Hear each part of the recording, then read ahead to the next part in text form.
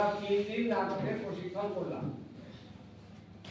সত্যি কথা 3 দিনে তো নাটক হয় না, নাটক সম্পর্কে একটা ধারণা দেওয়া হয়।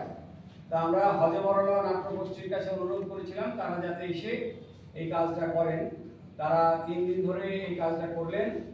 তা এখানে মাস্টারমশাইরা উপস্থিত আছেন, তাদের সামনে তোমরা এই 3 দিনে যতটুকু শিখেছো সেটুকু আশা করছি দেখাতে পারবে।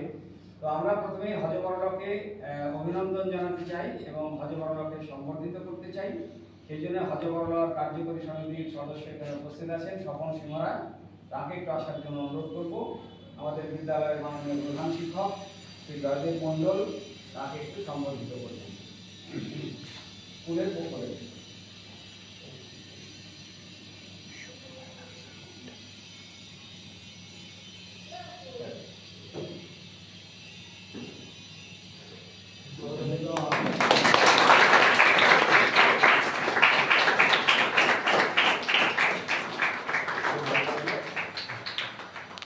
এবারে আমরা দেরি না করে এই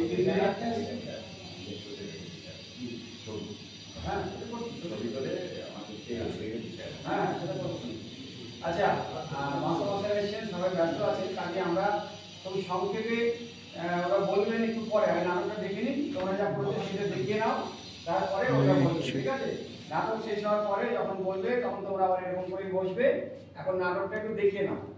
স্বপনদা তাহলে যা যা করি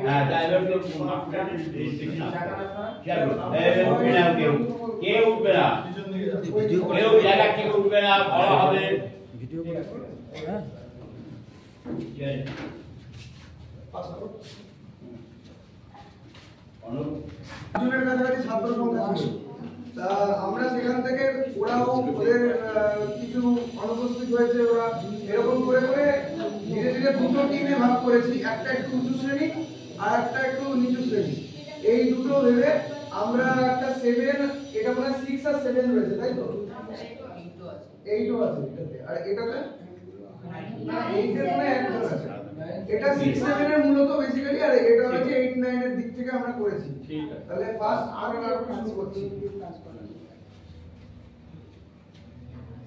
1 2 3 start. I am the God, I am the ইঁদুর ছানা ভয়ে মরে, ঈগল পাখি কাছে ধরে, উচ্চ হেসে মুখ ভিতরে।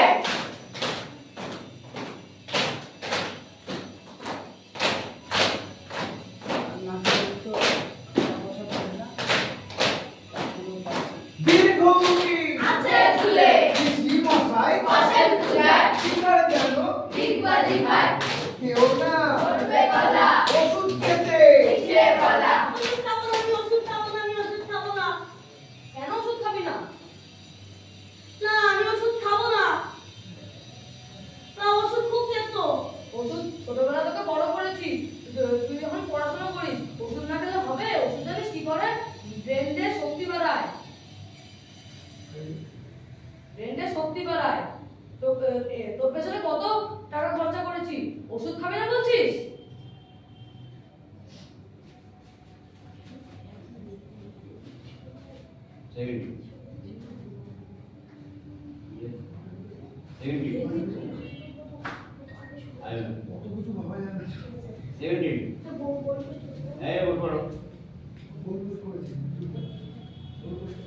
বাবা যতই আমাকে বললো আমি তাও পড়াশোনা করবো না, আমার খেলতে ভালো লাগে, আমি শুধু করবো।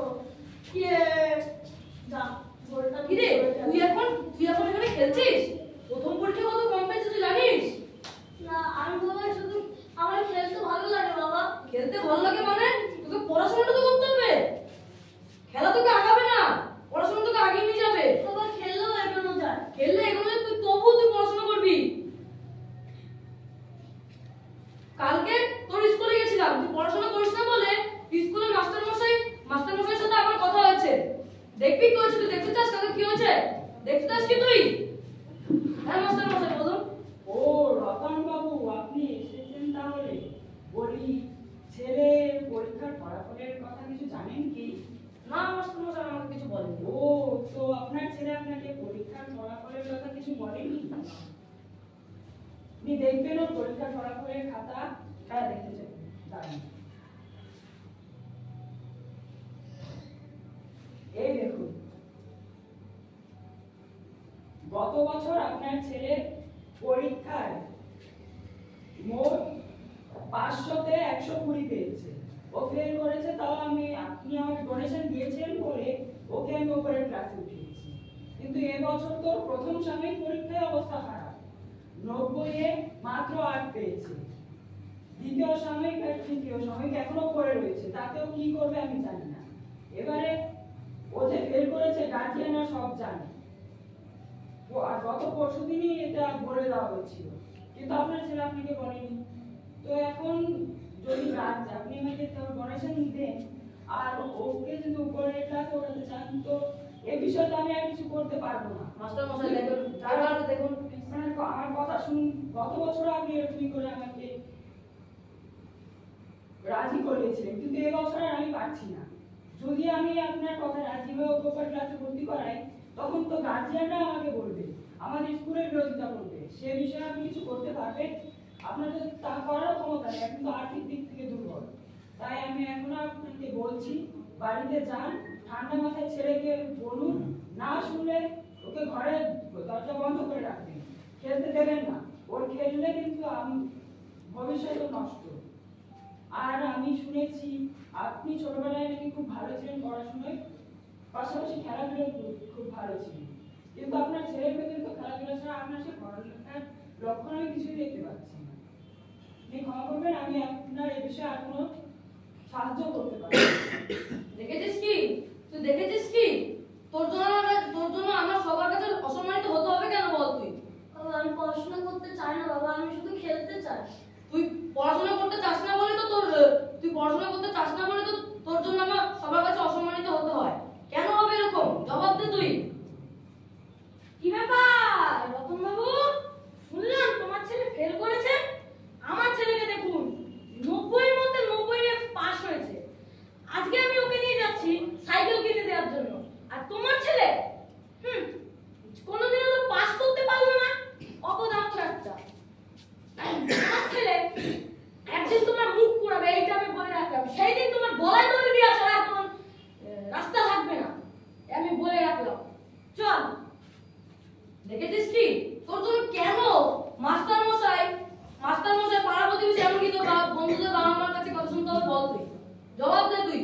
তোর ভবিষ্যতের জন্য আমি কিছু কিছু করে টাকা জমিয়ে তোর ভবিষ্যৎকে উজ্জ্বল করতে চেষ্টা করি, আর সকালে আমি না খেয়ে যাই।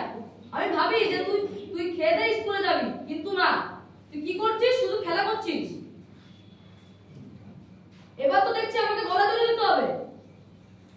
জবাব দে তুই, জবাব দে।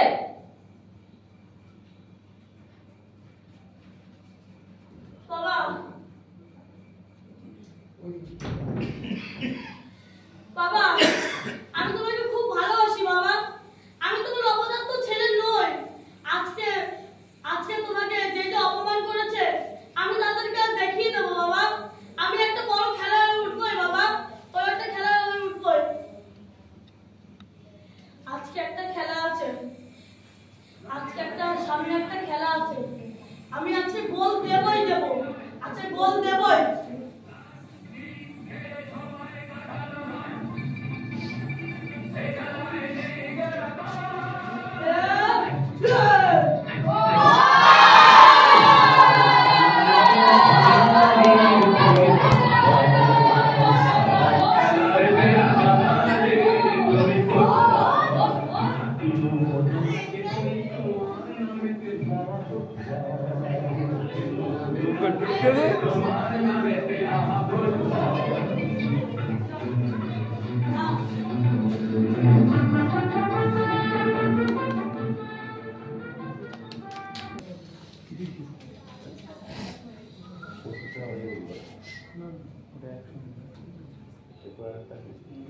এইটাই কথা বলো না, চলো।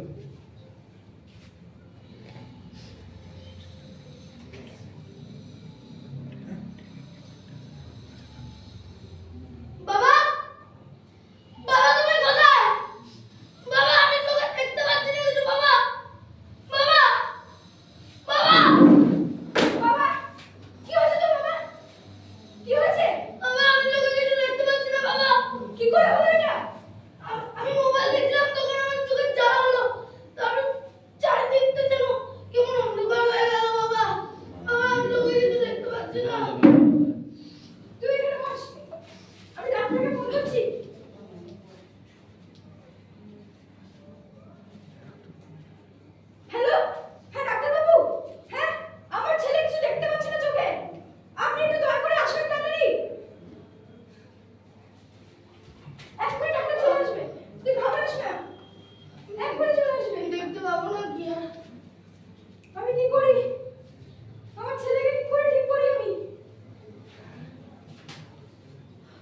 কি হয়েছে? আপনি তাড়াতাড়ি মধ্যে আমাকে ফোন করেছিলেন।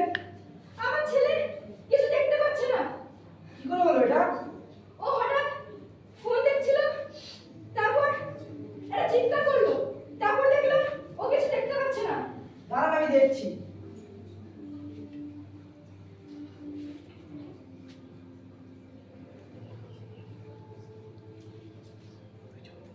কি হলো ডাক্তারবাবু? ওর হচ্ছে এখন একটি নতুন ধরনের ভাইরাস বেরিয়েছে, সে তার আক্রান্ত আপনার ছেলেও হয়ে গেছে। একে এই গ্রামে গঞ্জে ঠিক করা যাবে না, কারণ এখানে কোনো উন্নত যন্ত্রপাতি নেই, আর এটি ঠিক করা আমার সামর্থ্যের বাইরে। কত লাগতে পারে? এটি চিকিৎসা করার জন্য আপনার 10 থেকে 12,000 টাকা লাগতে পারে। আমি চলে নিই। 10-12 টাকা? আমি এত টাকা কোথা থেকে পাবো? আমি একটা সামান্য চাষি।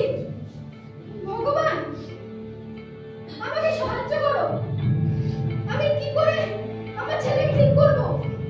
বাবা, বাবা আমি কি আর কোনোদিনও দেখতে পাবো না বাবা? বাবা, আর কোনোদিনও কি আমি দেখতে পাবো না? বাবা, বাবা।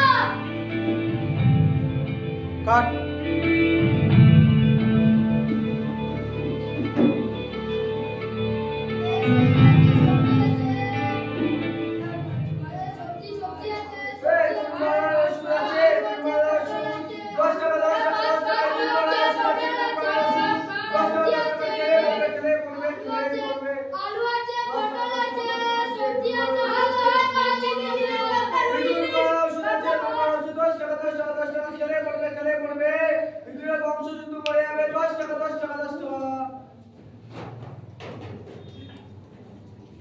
বুঝলি রতন, বাজারের যে অবস্থা, এই সালের ওষুধ ইঁদুর খাবে কি, আমাকে খেয়ে মরে যেতে হবে।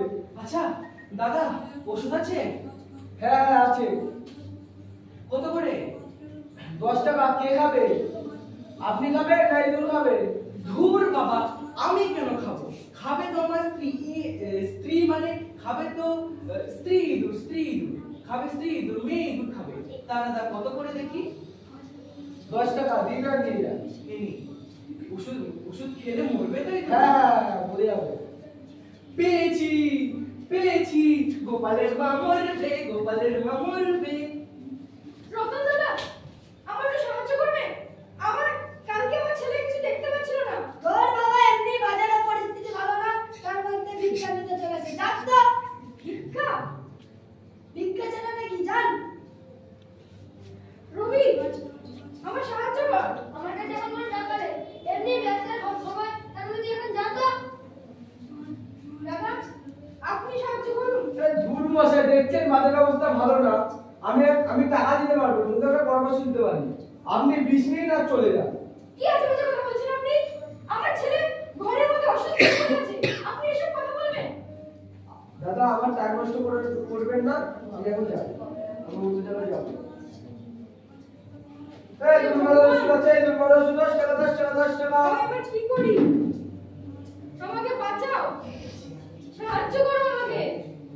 ভগবান, আমার সাহায্য করো। ভগবান, তুমি কোথায়? দাদা তোর কি হয়েছে? তুমি এসব কিছু বুঝবে না, তুমি যাও। না বলো না দাদা, কি হয়েছে? আসলে আমার ছেলে কালকে হঠাৎ নিজের চোখের দৃষ্টি হারিয়ে ফেলে। আমি এবার কি করব? দাদা একটা কথা বলবো? হচ্ছে আমার বাড়িটা ওই দিকে, বিক্রি করে দেবো। কেন? বিক্রি না হলে দুটো আমি চোখ বিক্রি করে দেবো। না, এটা হতে পারে না, এটা হতে পারে না। না হলে তোমার ছেলেকে চোখ দিয়ে দেবো আমার। না, এটা হতে পারে না, হতে পারে না এটা। তাহলে তোমার ছেলেকে আমি চোখটা দিয়ে দিই, তাহলে পৃথিবীকে তোমার ছেলে পৃথিবী দেখতে পারবে আমার চোখ দিয়ে দুটো।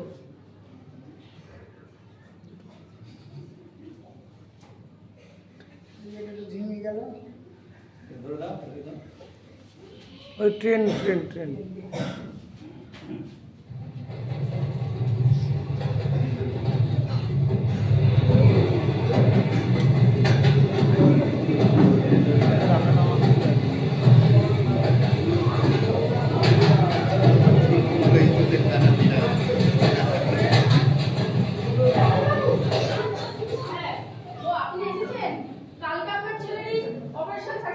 হয়েছে, আপনার ছেলে আবার দৃষ্টি ফিরে পাবে। শীঘ্রই আপনার ছেলে এই পৃথিবীর সবকিছু আবার দেখতে পাবে। ধন্যবাদ ডাক্তারবাবু। আর আপনারা সবাই মনে রাখবেন, আমরা যে নাটকটায় যে রোগটার কথা বললাম, সেই রোগটা এখনো বর্তমানে এখনো আসেনি, তবে আসতে কতক্ষণ। ফলে বাচ্চাদের হাতে বেশিক্ষণ ফোন দেবেন না, পুরোনো দিনের কথা মনে করবেন এবং নতুন করে হাতে কলম তুলে দেবেন বাচ্চাদের। আচ্ছা, একটা জিনিস এখন শেষ শিরায় শিরায় একই প্রত্যাশা, হাজার শপথে